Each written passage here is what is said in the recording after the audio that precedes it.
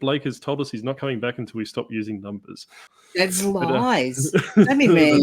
Look, I do have to say, though, I'm feeling a bit octopused out today.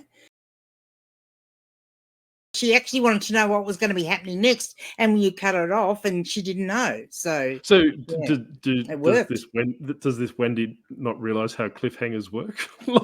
Apparently not. Oh, I was about to say, went back in the day when Home and Away and Neighbours used to have like end of season cliffhangers. Geez, I wouldn't want to be in her shoes if she can't handle 3 months. I think that might be the problem, because we get so used to, we can actually binge watch TV shows and we don't have to wait for the cliffhangers, do we? Well, she can binge watch by paying $1.49 a month. Yeah, I think she might already do that. Oh, well, hey, she's got no excuse. It's got all access. But anyway, go back to my story. Jokes aside, is that I've been seeing a lot of things in Facebook recently, the Facebook groups, where people are actually giving up like no eBay March. So they're basically putting their business or their eBay business on ice for the entirety of the month, like it's some vice, like drinking alcohol or eBay for Lent. Well, I suppose you could probably say, but I really don't know how that experiment's going to work. To you the truth, and I can probably guarantee you next week these people will probably pop up saying, "Hey, look, I've shut down eBay for a month. I've got no money to live. What do I do now?" So, that's like madness, really, isn't it? Like, honestly. So I suppose that for the people in the comment section, because you've got nothing better to do with your time, is that if you did give up eBay for a month, what would you do? Yeah, like I'm not talking about if you're a full-time 9 to 5 person, you do eBay as a side hustle, but eBay does take a lot of time up in your schedule, right? Like me personally, even going back to 9 to 5, I'm finding that I'm spending probably 2 to 3 hours a night on eBay and a couple of hours before. If I gave up eBay, that would probably, obviously, the financial hit to my bottom line, but I'd also find that I'd have more time to probably sleep, be more less productive, all these different things. But what would you do, Leanne? A beloved K-Fan said last week, she won $50 million and she's got nothing. There's no financial worries. Like, what would you do if you didn't have to do eBay for a month? Yeah, see, I'd still be looking for something to do. I'm not the sort of person that wants to just sit around and do nothing anyway. So, I would actually struggle, because I would have to. I would find myself actually trying to. Yeah, I'd get into something where I could create something. I guess I would probably start making even more YouTube content just for the hell of it, just for something to do. Because, I'd start up some sort of a hobby. Yeah, I'd have to start up some sort of a hobby or something. That's right. Because like I said, that I'm probably forecasting a little bit onto these people, right? So I look at it from, I suppose, a full-time reseller perspective. If you're doing eBay full-time, you can't shut your account down for a month. Like, that's probably always, excuse me. You'd probably just have someone come in and do it on your behalf or something along the lines of that. But I'm genuinely interested. What would you do? In the comment section below, that if you didn't have to do eBay for a month, take the finances out of it. Basically you could go sourcing. I don't really care. Or you could, watch TV or catch up on, sleep or whatever you want to do. But I'm generally curious to see what people do, because I think it is important to have a break. Because me personally, as I get my my tentacles in a twist and all these different things, or trying to do 9 things at once. And eBay, if I took that off the plate for a month, it would probably give me a good chance to reset and, probably smash it twice as hard next month. But I suppose the problem that I would have if I took off a month from eBay is that I probably wouldn't feel like listing. I'd come back next month and be like, I really can't be bothered doing it anymore. And that's what quite possibly could happen with these people on Facebook. The Facebook groups is that, they take a month off eBay and they're never seen again because they're like, it's not really big on return on investments or things like that. So, I mean, I had a break when I had my surgery, of course, but and I did miss it, but that was a bit different because I was recuperating from surgery.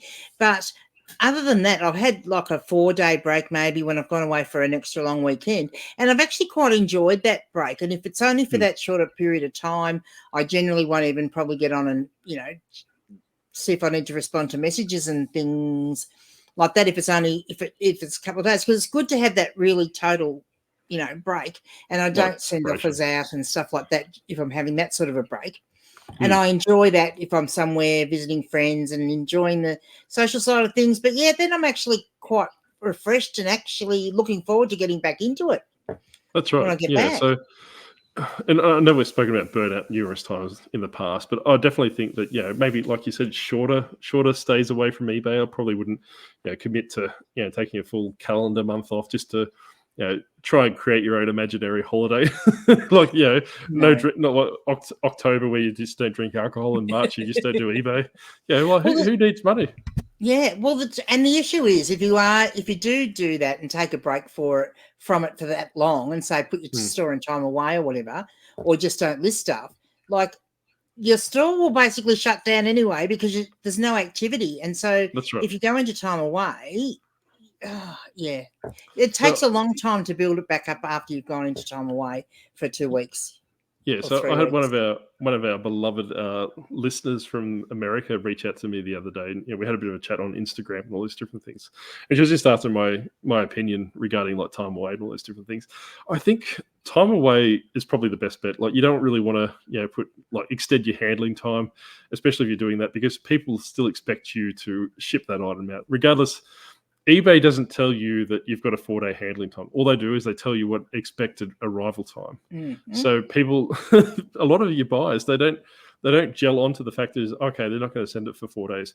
What they'll see is that you haven't sent it for 4 days. Like for example, that one of my products that I sell is I import from a distributor, and kind of like even though last week I had to go about drop shipping, but I kind of do a roundabout drop shipping for this item. So basically, when it sells, I have it shipped to me, then I ship it out, right?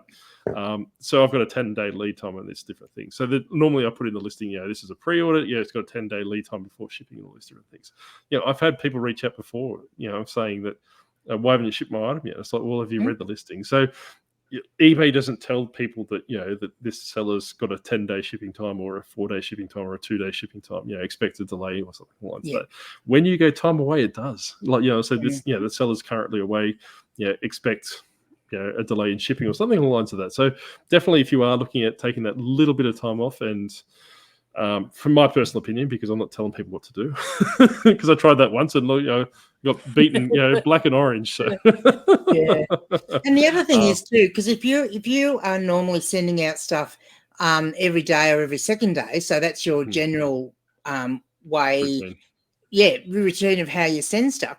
Even if you extend your handling time, it's still going to say usual this seller usually posts in such and such a time. So they're still going to expect it to be sent out in that time. And likewise, I haven't seen it here in Australia yet, but I know people in the UK and the US, it'll say typically responds within 1 hour or 1 day or something like that. So if someone sends you a message, guess what? They're going to expect especially if it's in red, bold lettering, saying, hey, this person's going to go back to you in 23 minutes. That's something you've got to be mindful as well, because you want to shut that store down for that block of time. Like I've said before, I wouldn't block it out for the full month, because I think to me that's just, I won't say completely stupid, but it's completely stupid. But if by all means, if you haven't already, join a Facebook group and you'll get the same level of entertainment as I do. Because I think whilst, and I've got to be very careful here, that a lot of the Facebook groups, they're almost got a lot of people that don't really understand what they're doing, and they all merge together, or they all end up in the same cesspit. But the fact of the matter is there's a bit of groupthink going on in them, isn't there? Yeah, and there's nothing wrong with that. I jump in there occasionally just to set people straight. And I know, like Sarah, Flip Fox Finds, she jumps in there and abuses some people as well. Hello, Sarah, good to see you again. But the fact of the matter is that. I suppose the issue that I've had with those Facebook groups is that if you click on, like Grumpy Granny's little profile picture or something like that, it'll say top contributor or, conversation starter. And, then you actually go back through the comments that Grumpy Granny's made. That's like, tomorrow's Easter, can I ship on Sunday? Or something stupid like that. The questions they're asking are like completely nonsense. And don't get me wrong, that, there is a time and a place for these silly questions and all these different things. But when YouTube, I'm trying to be I'm trying to be polite. Try to be polite and not hurt my subscriber count. Please come back, everyone. Is that? But I think that. But when they keep asking these questions, and Facebook gives them like a top contributor badge, or or an influencer badge, or something along the lines of this, but there's no correlation between the quality of information they're asking or putting across. So and that's probably one of my biggest issues with the Facebook groups when I do go in them, because and you go to you'll see a message there and you'll think, okay, I can give that a good answer. But then when you actually have a look, and they are asking this question and they're a top contributor, but when you actually do go back and have a look at the stuff, they've only been a member of the group for 3 weeks and they're already a top contributor. That's like, alarm bells going off. That's right. Well, that's exactly right. And there's a spate of new YouTubers out there at the moment. By all means, I won't name them, but hello and welcome to the YouTube space. And hopefully you like working for free for 12 months, because that's how long it took us. But the fact of the matter is that I suppose the only bit of advice that I could give them, and no different to what Brad and Jazz gave me when I first started at Uncle Wayne, when I first started on YouTube as well, is that, like, I suppose, kind of stay within your lane. Like, if you don't really know anything, or if it's like a journey of self-discovery, which a lot of YouTubers go on there and say, hey, look, I'm going to document my reselling career or something along that. That's all well and good, but don't overstep the mark by saying, hey, look, I've started reselling in January 2024, and this is how I'm going to make you get $100,000 this year.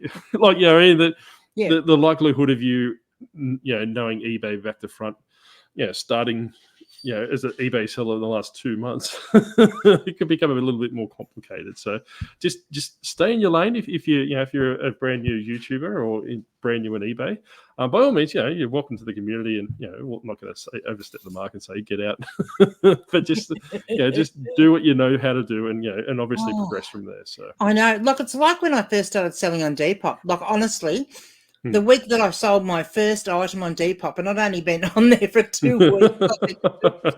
So I'd been, it took me a while to work it out, and then I had to list a few things, and then I finally sold something. And that same week, I had people asking me, can you make a video about how to sell on Depop? And I'm like, no. That's right. I can't, because I don't know it. That's right. Yes, okay, I've been on there for 2 weeks, I've sold something, but I'm not going to tell other people how to do that when I hardly know how to do it myself. But I suppose that like, you could probably treat it as an experiment, right? Like, hey, look, let's set up a Depop account together and go through the steps and say, and I'm not pointing my tentacles at anyone particular, but coming on saying, hey, I'm a new YouTuber and I'm going to teach you how to do this, and then you kind of work out they've been selling on eBay for 2 months or 1 month or something along the lines of that. But by all means, I think Media Madman has recently come onto the YouTube space, and he's doing his what sold videos, and did a little bit of a drive-by video that I watched yesterday as well. And they're good because they're kind of showing you, they're getting a feel for the community and getting from those different perspectives. So I don't personally like what sold videos. So Carl, if you're watching, do something to entertain me. Maybe do a little dance or something. But well, see, I did one. I actually did a what sold. I think 2 weeks ago, and so I got informed that I needed to do them a little bit more like the Commonwealth Picker does them, or Flipper, or whichever channel it is. Picker channel, I think it is. Because when he's actually doing his what sold, he's also discussing a topic. And that's what I was told, that, because otherwise it's just a boring old what sold. How tall do you reckon he is? Because I kind of get the feeling that he's like 3 foot tall, and he's does a little bit of camera work to make him look big. Because I don't know about you, but whenever he pans out on that little cabin that he operates out of, it looks like it's about 2 foot tall. I don't know. It's hard to say. Yeah, I don't think he's very tall. Like, I mean, I don't think he's tall. Yeah. No, I don't think he's Matty the Aussie Flipper tall, because that guy is a huge giant. But that's probably explains half the things he picks up because of the lack of oxygen where he is. But the fact of the matter is that, just like I said, if you're coming to the YouTube space, like Cindy, I think you said recently joined YouTube as well. Like, there's nothing stopping you. Like I said previously, is going to the thrift store or going to the op shop and doing something like I do with the ASMR videos. Like, don't tell people what to buy, because I don't even do that, because I don't know what the hell I'm buying. The purpose of the ASMR videos is I'm looking for specific brand of shirt. So my beloved Dixon shirt that I tend to wear, right? So that's the basis of the ASMR video. But like, with Diary of a Flipper and Brad and Jazz and Uncle Wayno and Maddie the Aussie Flipper to a lesser degree, but all these different people that know their brands and know how much they sell for and all these different things, they can pick the things up and say, hey, look, this shirt will sell for $40 plus shipping, whatever it is. But if you don't know, just don't fake it till you make it, because that's dangerous. Yeah, exactly. It happens. But anyway, before we go into the next segment, we're going to run. What's it called again? I think show us your crap. I can't remember what we called it. I know I put it on the little video, whatever it was called, but whatever the video says now. But Rennie, what's your crap for this week?